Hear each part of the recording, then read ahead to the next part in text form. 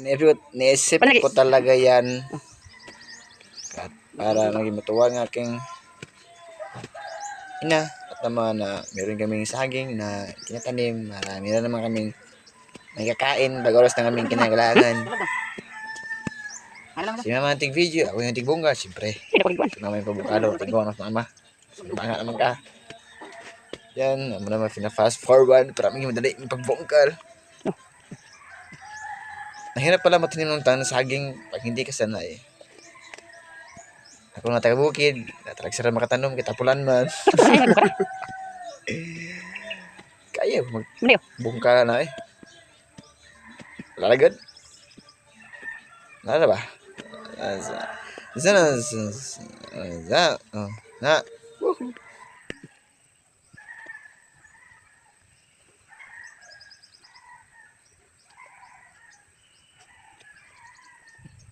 Betul.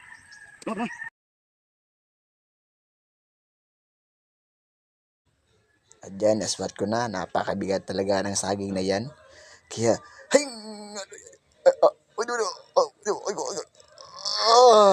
sorry good day. Nakas pala aking pangakataan dyan, din naka Ultra Pro Max ako dyan. Kantito na saging ikuha na ko, kay mas tito rin, kay kawat na lang. At dyan, wow, grabe talaga pag-file ko dyan. Grabe yung aking tanim mo dyan, para lang yung tumubo at mayroong bubunga sa ilag talaga eh. Alam nyo yung kalambat, kahit naging kalambat.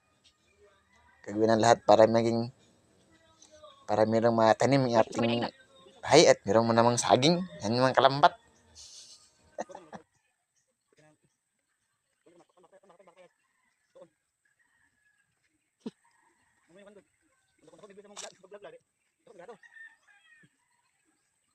Isit din.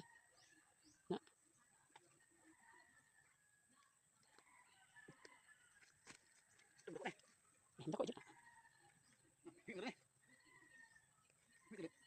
Dako eh. Sakto na. Walang napad.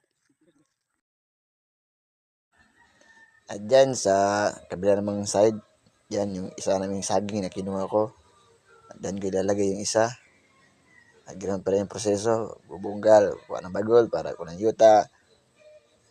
Pinapassword na dyan para magmadali naman talaga sa aking voice.